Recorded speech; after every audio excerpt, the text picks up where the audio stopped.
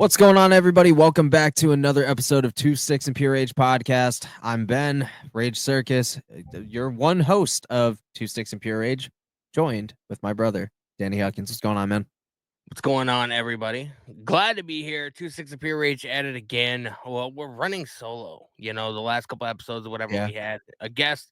And tonight, you know what? It's just us, like a sort of like a throwback, man. We're a fucking nostalgia act.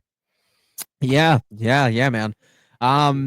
So we just got over with episode 3 of The Last of Us, The Path, and this is kind of following the aftermath and like the kind of what happened after Joel's death, how people have kind of healed from that, what's gone on since, the destruction and reconstruction of Jackson. It was a heavy hitter in a way, but at the same time, and again, no pun intended, really set the path of where we're going. Like, the pacing is fucking phenomenal, and there's a lot of cool key parts that I really want to dive into on this episode. Absolutely. I like the fact that obviously at the end of episode 2, we saw, them on the horse or whatever it was after what transpired.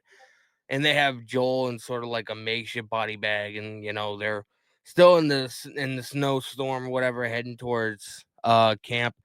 And this episode takes place a little while after that. Like, we don't see like them coming through the gates or whatever, with Joel. Like, it's just sort of like it just sort of happened.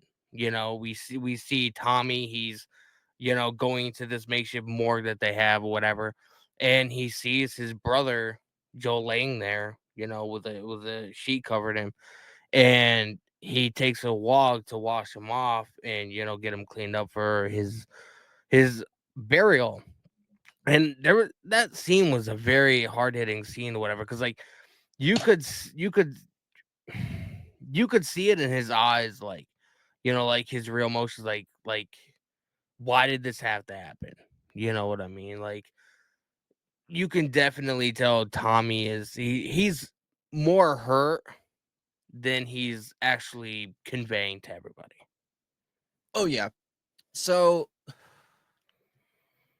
I think I let you know, I think the last episode, when everything was kind of going down, that Tommy was originally there and not Dina. Mm-hmm. So I like how in this version, it's very fucking different compared to the game, because like I said, disclaimer for everybody, Danny and I have not played the games before. I have seen a lot of footage of part 2, the making of, some of the walkthrough, and there's bits and pieces that I can remember. It's very different. Dina was there. We have kind of, like a little bridge as to how, everything turns out. Turns out I was right. In the trailer, when it showed Ellie, like, sitting up and screaming, the first thing she saw was fucking Joel dying. That was the first fucking thing she saw. And PTSD, trauma, everything is so good in this show, man. Bella Ramsey, man, is killing it. Can I also mention that she genuinely looks kind of older in season 2, and like I kind of feel it. Like, even like there's some like even shots where she just looks more mature, and like she's definitely settling into this world and this role so much more than she already has. Like, I have never been so fucking wrong about like, how I feel approaching a series, where we are now. And I'm just like, dude, at first I thought this is Ellie. Now I'm like, nah, dude, this is fucking Ellie. Like, it is insane how good she was in this episode. I know we're going to be talking about, like the things that she did going forward and, in the episode. But first of all, bravo to Bella Ramsey's like first moments in the episode, where she's just waking up. She's like out of it. She finally realizes what happens, goes back under, wakes up again, and she's getting checked out. It's been, I think, 3 months or something like that. 3 months, like after, like time jump after everything happened.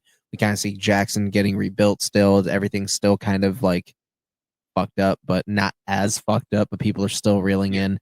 Like you said, loved ones have been buried and find out 10 miles south of the town. Like, I'm not entirely sure why. Probably just in case, cordyceps, they race from the fucking ground and start charging. They're 10 miles away, so they'll have some time. Which is smart, but at the same time, fuck for anybody that wants to go visit their loved one. And kind of seeing how she's dealing with it, with Catherine O'Hara's character Gail coming in, and now she has she's to. phenomenal in this role. Oh my god, Catherine O'Hara is a fucking legend, man. And I think I said it in like the first episode. We are so fucking blessed that we got her because it's very much a more. I don't know if you've seen Schitt's Creek or not, but Schitt's Creek is. Oh my god, dude! If you want a genuinely just feel good show, Catherine O'Hara, Eugene Levy, mad people make appearances throughout the show.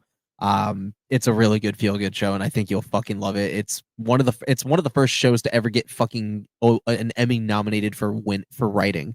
Like it's incredible, dude. There's a little bit more of a laxed Moira Rose in there, in like her funny moments where she's like, "Yeah, I'm an alcoholic and I smoke as much weed as I can when I can." I'm like, yeah, that about sums it up.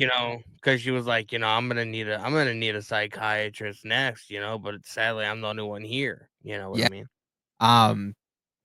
Ellie's talking to her and she's completely just brushing through everything, answering all the questions. She's being logical as fuck, so she's self-aware.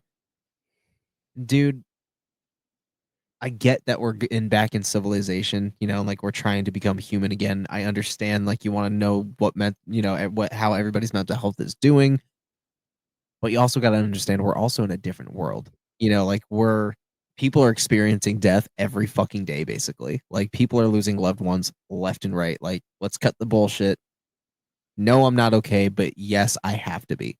Like I know she doesn't want to be there. And one of the coolest fucking shots, honestly, in the very beginning, after she's talking to Gail, and Gail's like, what, fuck it, and just lets her leave, is when she finally leaves, and it like almost gets kind of quiet, and then you get that muted sound, and just shows her walking. We're just getting that shot of her face as she's slowly starting to, like, all those emotions that she was 100% swallowing deep were starting to break out at the surface, and that is so fucking hard to do, acting wise. That is so fucking hard to do, and I did not see that coming from her. Like I said, dude, I think this season she's really gonna display a lot of range. I don't know if you've seen also that we are in for a massive fucking treat with Ellie in terms of choreography and fight scenes. I But did see the preview of what's gonna be happening next week, and oh my fucking I God. haven't seen it. I leave myself completely blind for the following episodes because like I want to go in like I don't want to go in and just be like, oh, so that's how X, Y, and Z, and then start just speculating how things are gonna happen. I love going in blind. But I'm very excited. I would love to, but I love watching like the behind the scenes making Oh, of each episode or whatever. And yeah, dude. The At the very preview end, they always play plays it. before. The preview always plays before it. Get it, man. I get it. Like I just moment credits start rolling, I cut it immediately just because I'm like, dude, I love just going in super blind, but I understand because I'm a filmmaker too, man. I get it. Like I live in the movie world, I live in the show world, and just production. It's everything to me too, which is why it's so hard to fucking just hit the credits. But that's the only way I'm gonna fucking not see it is if I just All I'm fucking gonna see the say, credit roll. is, oh my fucking God! And after next week's episode, you'll understand why I'm saying that. Just but yeah, I don't know if you've seen the behind the scenes of her training for the show, but it is almost like I never thought I'd say this, and I can't believe like I am saying this, but it was almost some John Wick level shit. Like it was like dude. Here I go. This episode, like, it felt weird that Joel wasn't there. I will say that, like, it legitimately did kind of feel like we lost like a family member in a weird way. You know what I mean? Oh no, Because we were 100%, dude. we were on this fucking journey with them. You know what I mean? No, dude. Yeah, it feels like a complete show now, dude. Peep this shit. This is training for Last of Us 2.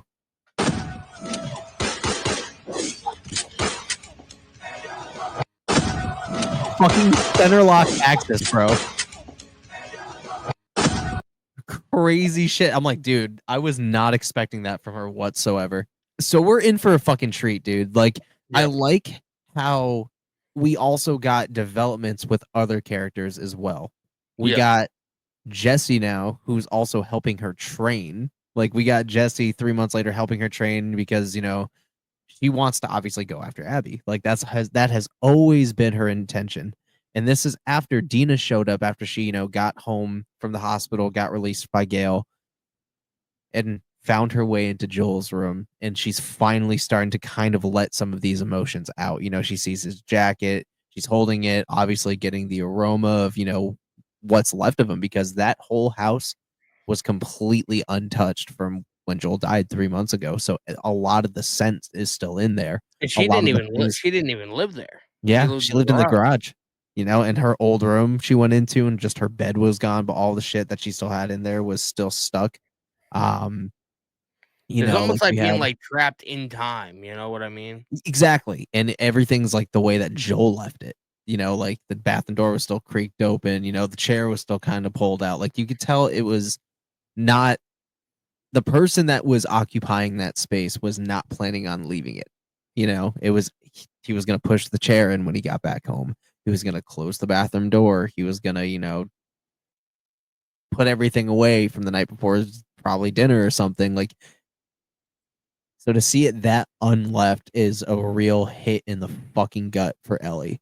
You know, it's like this is literally everything the way he left it, except for what she found upstairs, which was his watch. I'm assuming like a shirt or jeans and his gun.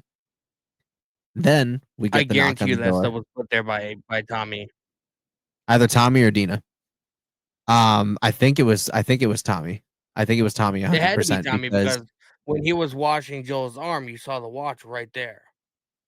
yeah, that and um Dina also pointed out, like, "Oh, you're gonna shoot your own ass." Well, like, you know, if you're gonna, you know, kill Abby with that, you know, save it because it's slow as shit and it kicks. You know, like I'm like, okay, Yeah. cool. You know, like I love that we have that little, you know, okay, we're gonna plant that seed in there. Um, but another thing that kind of surprised me with Bella Ramsey's acting this episode was when Dina broke the news, like, hey, now that you're home, when I told you that I had no other information, I lied. You know, like I know some of their names, I know where they're from, and I kind of have an idea of like who they're with, you know, and Yeah. you get to see Ellie kind of, you know, get obviously fucking Ellie pissed, which is very big. And it wasn't as big because I'm assuming who it was. You know, it was Dina. She loved Joel too. She was there when he Yeah. died, even though she was out cold and couldn't fucking do anything. She's very much so in this for that too, but she's also in it for Ellie herself. Um, Dina kind of looked at Joel as like sort of like another father figure. oh, You know what I mean? So absolutely, absolutely, man. Which also probably comforted him in his last days, especially since you know yeah, Ellie didn't really treat him like he was a fucking human being because of everything that we're gonna see in flashbacks. Because we're gonna see Joel again. We're 100% going to, and I'm assuming next episode we're gonna see him at some point in a flashback because we are going to get the scene. I'm assuming where you know he admits to Ellie that yeah, I killed fucking everybody basically. but Um, what's wild is when Catherine O'Hara was in the hospital room talking to Ellie, you know, Ellie was like, you know, what did Joel exactly tell you? It was almost I looked at it as maybe she didn't really know like what Joel was hiding. You know yeah, what I mean? yeah. I just it's obvious she knows now and like the details of it, and obviously there's going to be some more things that are gonna you know transpire. Um, Yep. but I liked how you know she did all of that. I like the way that she played that. Um, and I also like just how everybody in this world needs a fucking Dina, dude. Like no Yep. questions asked. She's ready to like go into fucking war for Ellie, and all she had to do was ask. That was Yep. kind of fucking sweet.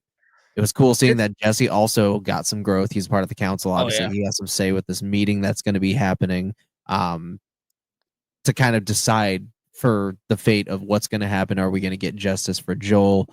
And obviously, being their you know close fucking friend, both of them, um, you would think that he swung that way. I don't Yep. know if Jesse voted for one of the 16 people at this council to go. Because as we found out, there was only 3.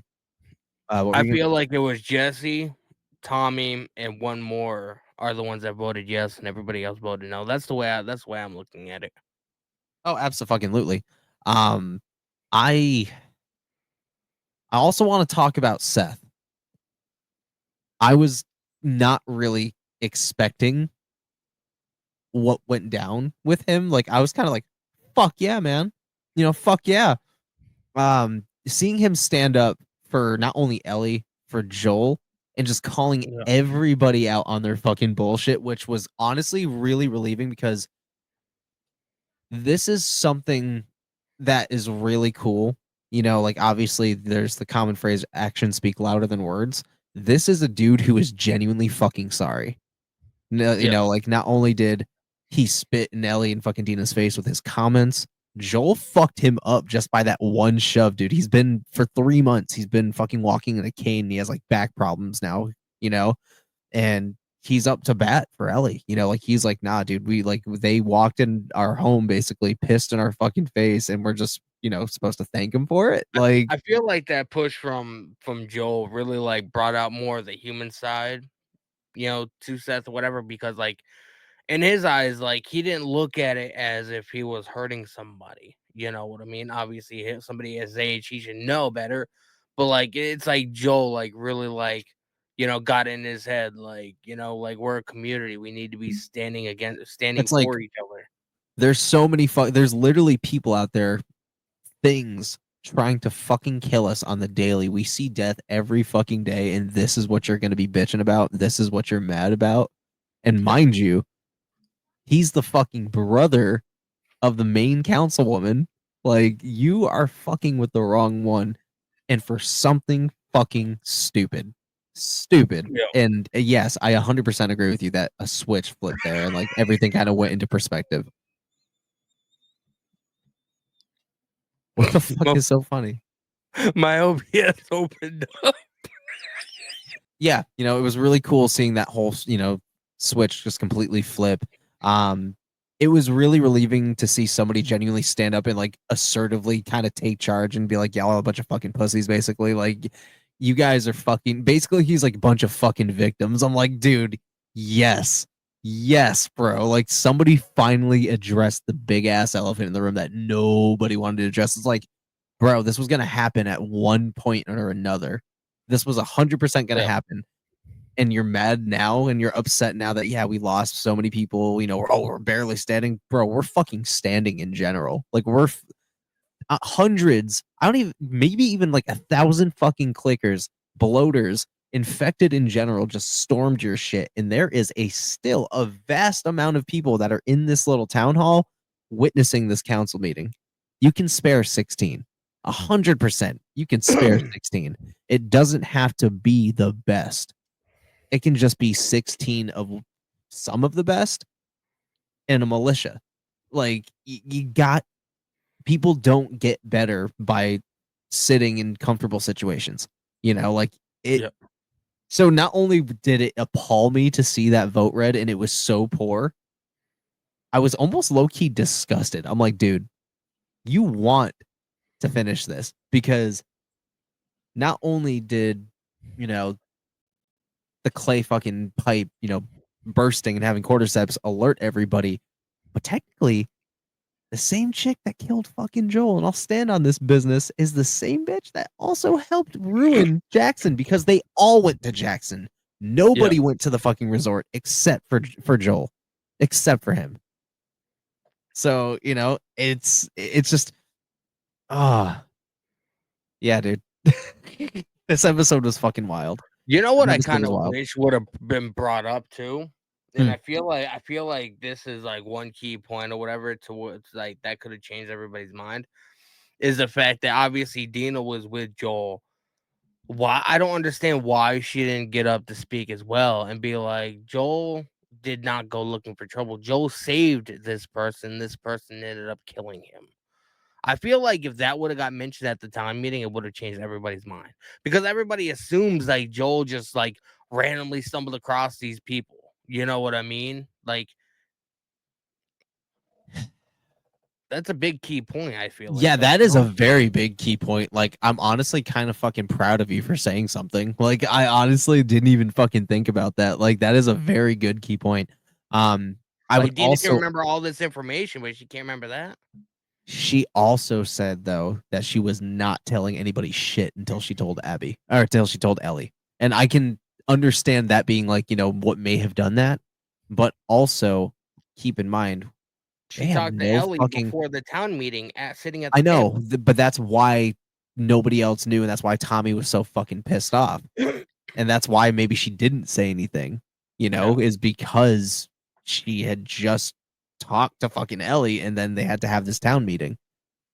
And we also have to remember what Joel did that nobody else fucking but Ellie knows. Mm. So like people find that out and then they're gonna be like, well, why'd he do it? What has Ellie been hiding this whole fucking time that even fucking Tommy doesn't know? Yep. And Dina doesn't know. She's the only person that knows she's fucking immune. Oh no, Tommy does know. Joel fucking told him in season 1 when he ended up finding Tommy again. Never mind. Scratch that. So Tommy knows, but Dina doesn't. I don't even think Maria knows. Like I'm not even entirely sure if Maria, his fucking wife, knows.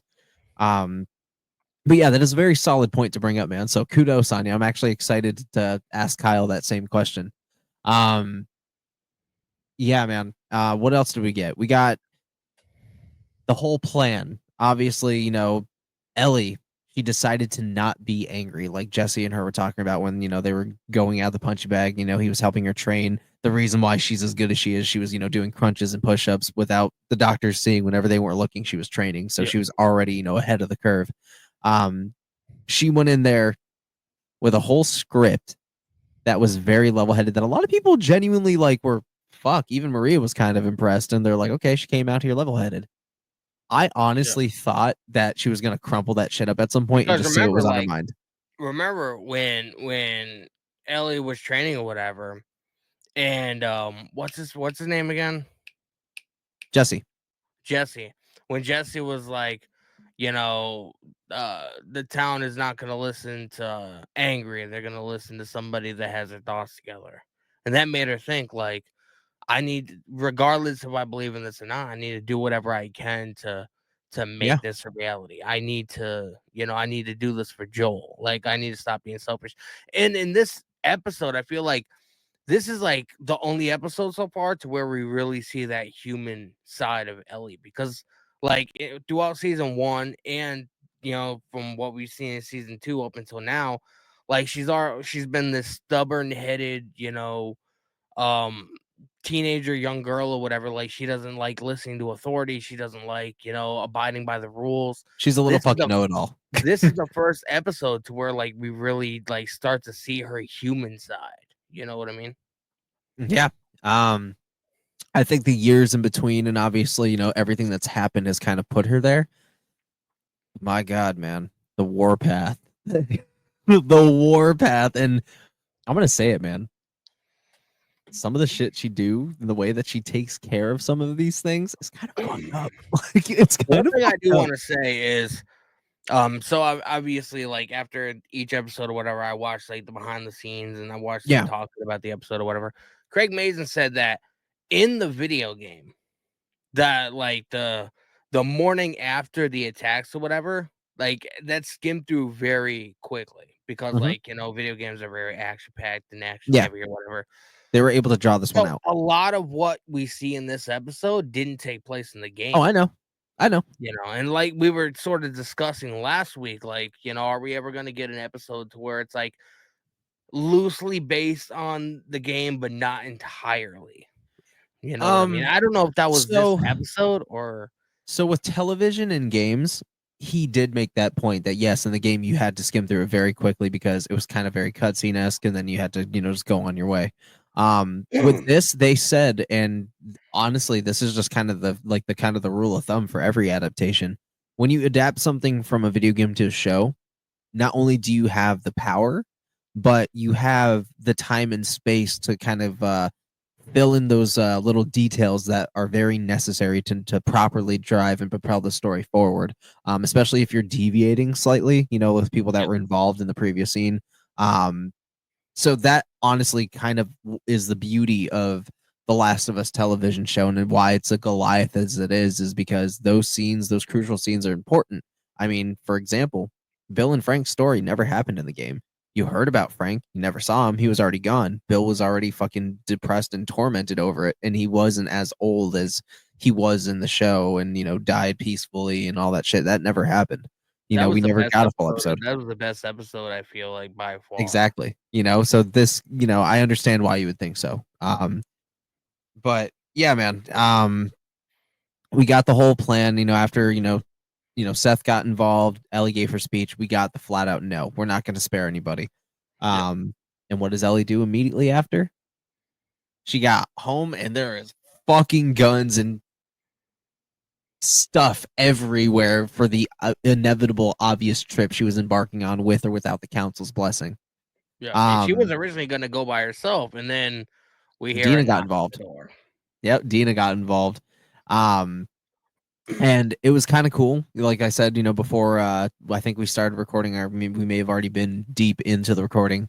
Man, get you a Dina. Get you a Dina, somebody that you just have to ask, literally just to do anything, because she loved Joel too, obviously. But she's not doing it just for Joel. She's also fucking doing it for Ellie, because we know where they stand. You know how they're building this. She already had a plan already all set up. She had a map drawn, the best route they could go. She's like, I have, as much as we can get. This is what we're gonna have to do. And then on their way out, they run into Seth, who has a horse for them, had, is obviously very much on their side, supplies them with basically everything that was on Dina's list for, like, what do you not have, Ellie? Which was everything. And then here comes this fucking miracle, making up for all his past mistakes, getting handshakes on a horse and all that shit. Was a big clutch move, because then they were able to go out, get in the tent, talk about their little kiss, where they stood, and which, big detail. I don't know if you noticed this, and you probably obviously don't know because you haven't really dove into any like footage of the games or anything or the storyline. Little details matter. So, do you remember the scene where it was a little after? I think it was the morning after they were in the tent and everything, where they stumbled across all those bodies, and Dina came right out and she started fucking puking. Now let's remember that. Just remember that moment. All right, so back in the tent, they were talking, and she was like, "Oh, well, how would you rate that kiss?" And Ellie was just kind of blowing it all off because like she doesn't know where they kind of stand at this point. She thought it meant nothing because we were all both kind of inebriated on something. And she said, "Oh, well, it meant nothing. It was okay. So now you can just go back to Jesse." And remember how Dina said, "Already did." What does that indicate, Danny? Pregnant. Yep. She's like, "Oh, maybe it was just the smell that got her puking." Yeah, and it's heightened smell because she's fucking pregnant. Jesse does not know. He does not know. So I just not yet. I wish I wish you would have saw like the preview of the next episode, because there's a scene in it that I really wish we could. Okay. Well, tell you what. Yeah. Tell you what. Why don't we check it out? Why don't we check it out right now? All right. So we got season 2, episode 4, Last of Us preview.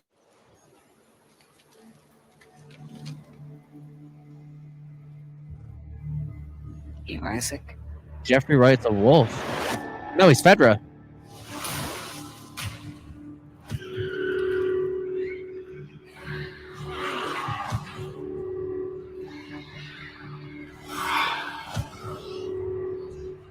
Oh shit.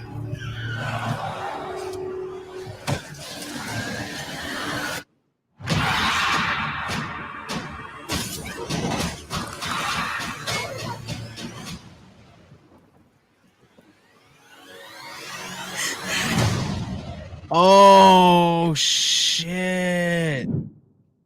Oh shit. Remember when I said oh my god earlier? Yeah.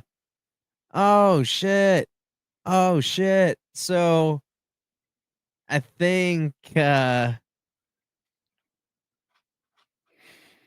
fucking I have a hunch on what that is. Okay, so I think the reason she's pointing the gun at Ellie, she finds out that she's bit and sees her get bit or something, and like points the gun at her, like like you're infected, you're gonna go down soon.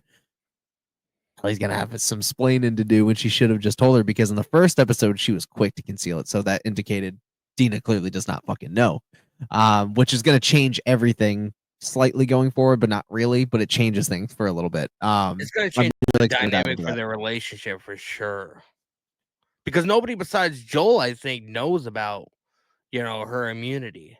And Tommy, I don't even think Tommy knows because they Joel talked about wanted. it. Oh, they They did. talked about it they talked about it at the bar when Tommy told him that he was going to be a father, and he's like, "Oh, that fuck," they kind of had like a little negative argument there for a second, and he asked like, "What was up with the kid?" And he told him. He told him. So, yeah, I'm assuming shit's going to go sour, but Dina does not know, and I think that's why, and she finds out somehow, and I'm assuming gets bit again, and she fucking sees it. Bro, There's something that is going to be exposed about it. the next episode is fucking wild. It looked fucking nuts, bro. I'm interested to see what happened um to all of those people that were very obviously kind of like cultish. They cut themselves off from obvious I'm pretty like sure that guy open that was civilization chained up in the is one preview of that them. we just watched. Yeah, he was like And wasn't he the head guy that was like whistling or something? no, he was dead with his daughter right next to the No, there was one guy walking alone that was notifying the entire tribe or whatever. Like when the little girl was talking to her dad or whatever, Yes, wanting the that's hammer. right. That's right. Okay. Yeah, you might be right. I'm interested to see more about them and what they are and what they mean to the story and what significance they're going to have. Yeah, Um, I wonder if it's going to be some kind of Calvary, for Ellie's cause or something. Like I wonder if it's like hey, we need the numbers. We're just going to shut them all down. I know that they have something to do with Abby later on. I think if I can remember correctly from the games, I think Abby has some shit that goes on with her, where she's captured by them.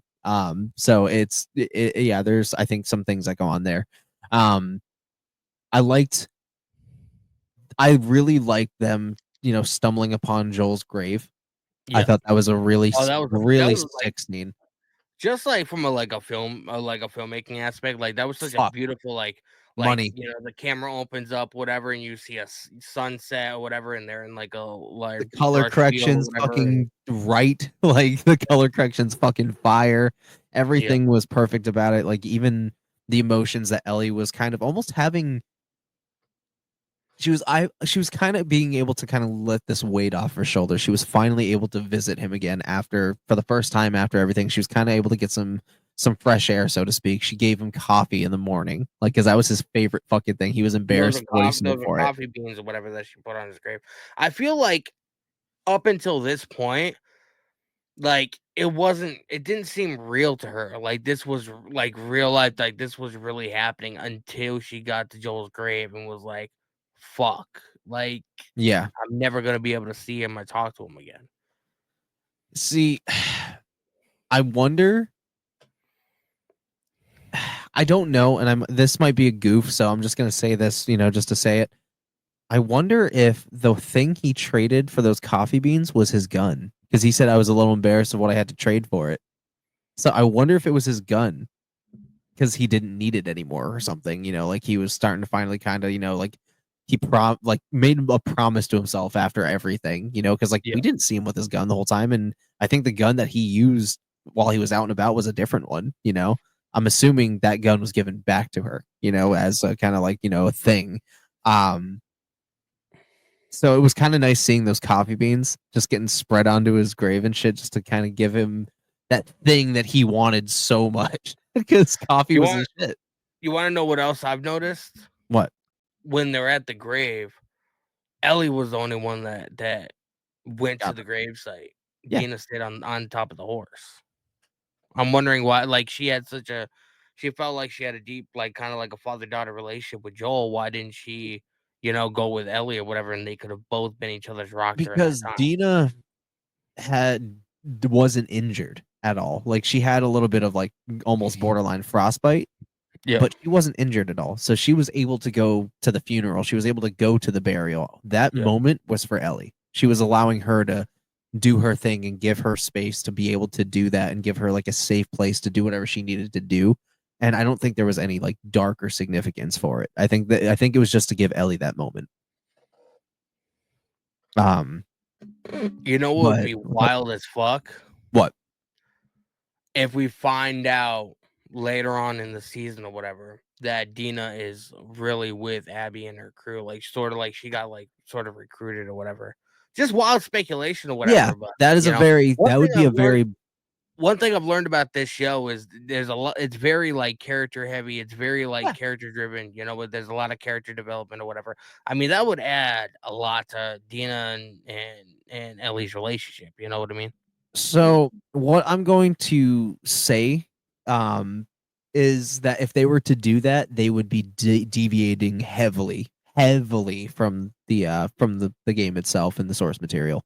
Because what I can confirm is that Dina is from Jackson. Like she's a day one. Like she was a part of the community in season 1, actually. Ellie basically kind of told her to fuck off because she was staring at her while she was eating when her and Joel first got there and was, saw Tommy again. Tommy was like, yeah, Maria's my wife, all that shit.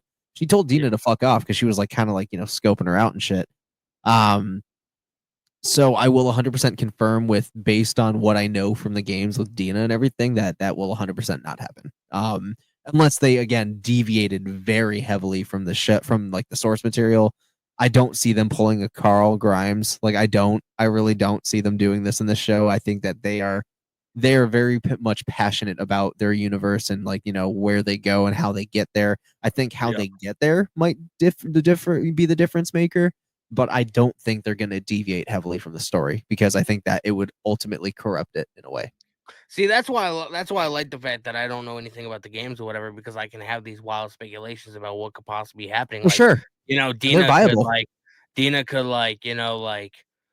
show herself to be an asset for Abby or whatever to spare her life or whatever because she's so scared and traumatized about what happened to Joel and what happened to Jackson or whatever. She doesn't want that to happen to herself. So, she does what she has to do to protect herself. Okay. Yeah, that is see again, like that's the beauty of, deviations and different ways, that they can go with the story because a lot of people are ballsy in that, that's that certain type of way. I wouldn't hate it.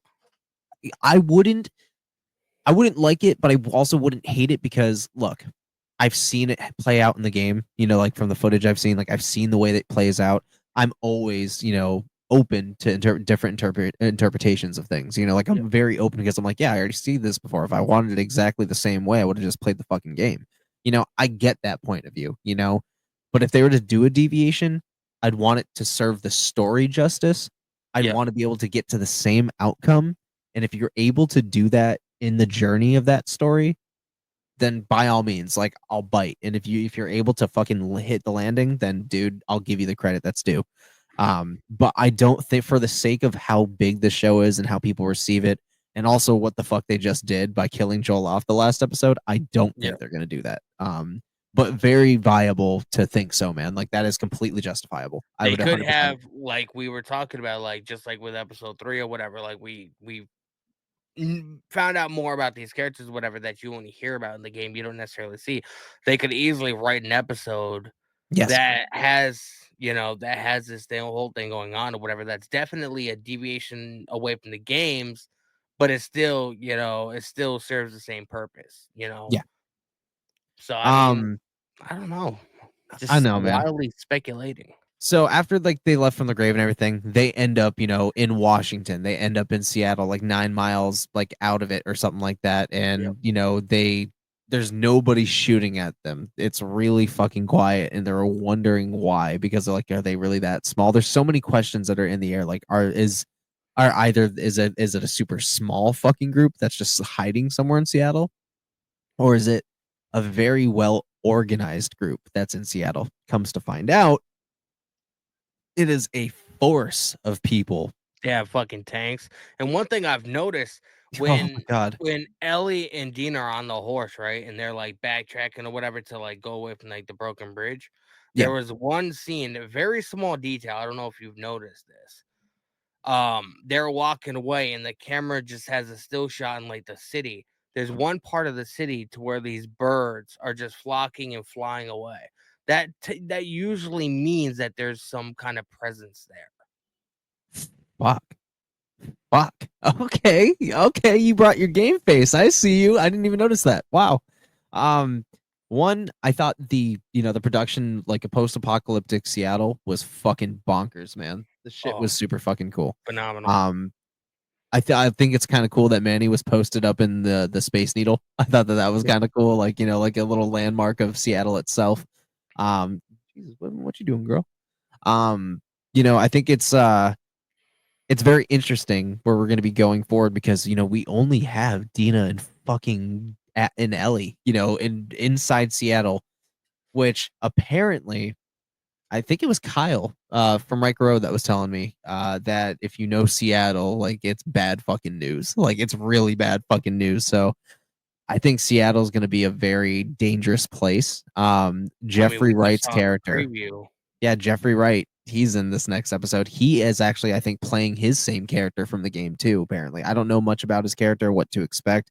I think he does have some kind of pull in whatever organization he's representing. I think it's Fedra. I'm excited because he's a fucking Oscar nominated or Oscar winning actor. So that's another A-list actor that's fucking popping into this series, dude. Like, it's so exciting, the avenues that we're going to be going. And it seems like he's a interrogator of some sort too, because I'm assuming he's the guy that beat the shit out of the dude from the forest. And he's the one that's like getting information out of them. And I'm assuming he's getting information out of them to maybe get to Abby, I'm assuming, because the Fireflies were trying to, destroy Fedra, and there's a war going on there. And I'm assuming that Ellie is about to get in the middle of it. So, I don't know where we're going to go from here. Like, I don't know. I kind of wish that we got a little bit more information on this new group or whatever that we stumbled across, because like when Dina and Ellie find them and we see a little girl like lying dead with her dad, like I just feel like that scene could have hit different, like if we really like knew them, but they were in such a small part of this episode that when we saw them dead, as fucked up as it sounds, I was just like, okay, like just because I didn't get to know them as characters, you know what I mean? So their death really didn't hit with me. I don't know. Maybe you have a different perspective. I think we're going to be getting some flashbacks involving certain characters like Abby. I think that they came into a run-in with them at some point, because remember when they got ducked down behind the thing, he's like, what is it, monsters? He said, no, wolves. I'm assuming that's what he meant. I'm assuming that he's had a run-in with Abby, and I'm assuming it was Fedra that found them, shot them all down, because I don't think Abby and her group would be able to take all of them out, dude, with hammers. Well, Ellie was like, did Abby Abby's group do it? I don't think it was. I think it was Jeffrey Wright's group trying to get information about Abby and the Fireflies. Like, I think he in the militias that she was a part of. So, like, I think that that's why he has one of them. So I think it was them. Fuck, what an episode, dude. Like, what a third episode into this massive fucking franchise, for the most dude. part, like every episode so far has been very calm. Like it hasn't been like nothing too crazy has happened. You know what I mean? I will argue that last episode was not fucking calm. Episode 1 and 3 were on the calmer side compared to what we're going to be seeing. You know what I mean? Yeah, no, 100%. And the fact that we still have 2 more seasons after this one is fucking wild to me, because it's like Joel just died in episode fucking 2. Where the fuck? How? Like, I know some of the story that goes on with Abby. Like, I know, some of Ellie's vengeance story. Like, I know some serious shit that goes down in part 2. I know how part 2 genuinely ends. But I don't know how they're going to stretch that into 4 seasons, considering the pace that we're at. Like, I feel like we're moving very fast. Like, we're already in fucking Seattle, bro. Like, we're already in fucking Seattle. Like, there was no journey for that. Like, she woke up after Joel died, and now she's already in fucking Seattle by the end of it. So I'm like, how are you going to fit 2 more seasons into this, other than, like, all I can think about is season 3 going to be in Abby's point of view? Like, is it going to be an Abby season? I will say, like, I kind of wish they would have stretched this episode out a little bit more and like had more to the journey to get to Seattle, whatever. 100%. And it could have like, you know, built more information and more like character development for, you know, between Ellie and Dina or whatever. And the fact that like it seemed like, you know, they left at 3 a.m. and by fucking like, you know, 3 p.m. they were in Seattle. Like how we need to know like how far Jackson is from Seattle. You know what I Yeah. mean? In this universe. Because it's just I don't know. I just feel like it Well, Jackson's in Wyoming. So Well, Jackson is in Wyoming. So it was about like a little more, almost 3. I would say about a little over a quarter, about a third of the way across the states. I would say so, about like a third, because it's a little bit less than half, because Wyoming is pretty fucking far out there. It's like going towards like the Midwest. So it's out there. I don't know how many miles per se, but Seattle to Wyoming, I would say. Approximate distance between Jackson, Wyoming and Seattle, Washington is 871 miles. So that's almost 1,000 miles. Yeah. So they were going. Estimated driving time approximately 13 to 14 hours under normal traffic conditions. Yeah, so they were just going, like, it's open road basically, so they got there relatively quick. They were on So, a like, horse. They weren't in a car. but you'd be surprised how long horses can go, and they stopped a couple of days. Like, they stopped for a couple of days. Like, it was a couple of days journey. Like, it was no walk in the park by any means. Like, it wasn't a short distance on a horse, but like it was a lot quicker because there is no traffic conditions anymore. You know, like you're not waiting at red lights, you're not hitting, you know, traffic jams and highways, you know, you're not going through rush hours. Like there's no such thing anymore. So it's just when they saw that Seattle 9 miles away, I mean, there was quite a hell of a, you know, it was a journey, but you could still see it. But it was a complete open road, you know, like, yeah, you could still see it in the distance and it looks super far, but when you have nothing stopping you, it's relatively quick. Like it could have been an hour away by distance, but they could have gotten there in like 20 minutes just based on, you know, no traffic. I just want them to explore Ellie and Dina's relationship more or whatever. That way we can get more behind them. And if something tragic does happen, they will. There is going to be a lot of acquainting, not just that way, but there is going to be deeper things that way I thought was going to happen in the fucking tent. That's what I thought we were leading to. No, you got to be prepared to fucking get up and shut my door. I'm just telling you, I'm just telling you this right now. None of that is going to happen until Jesse gets involved. Like until it makes his presence known, because Jesse eventually does show up. I will say, spoiler. Probably a spoiler. I don't know. Like this entire show, when you think about it, it's a massive fucking spoiler. Because think of how many people that have played the games, they already know like the outcome and what's going to happen. You know what I mean? Yeah. I seem like to be the only fucking chud that doesn't know shit. But hey, that's a different kind of enjoyment. I want to ask you this. What's up, bud? Do you think Tommy ends up going to look for them? Like he finds out that Dina and Ellie like went on their own, and maybe him. Do you want my answer to that? Do you want like the truthful answer? I want the truthful answer. I mean, obviously, I do. It's almost a given that does happen because Tommy feels responsible for Ellie now that Joel's not there no more. So I mean, so then you already know the answer. Yes, absolutely, he does. I don't know. I can't confirm when or how soon, but yes, he does. He actually gets involved with the entire ending of this whole thing. Tommy becomes a very big character. Like he definitely leveled up for the next few seasons. Like Tommy's not going anywhere for a while. And once we're done with this recording, I will tell you everything that you want to know. I will tell you everything that you want to know if you want to be prepared, you know, like, or if you want to know just to be prepared if they do make a deviation. Like, if you want to like have at least knowledge of that, I will 100% share that with you after we are done. Because obviously we have the rest of the season to go, and we will have more guests that are going to be coming on the show that have knowledge about the game and the franchise and, you know, the lore of things and, you know, where we could possibly go, how the pacing could be handled going forward, and what we could fill those other 2 seasons with. Well, like, here's the thing, like, I do want to know, but I like the element of surprise. I like going into each episode not knowing what's going to happen Oh or no, for whatever, sure. because I feel like it gives me a lot of speculation, a lot of stuff to think Bud, about. I get it, because I didn't expect them to kill Joel in episode 2. I thought they were going to save it for the finale like you. And here we are watching a fucking lukewarm ass WrestleMania and not fucking doing this, which I regret heavily. I regret it everywhere, but it was still a good weekend.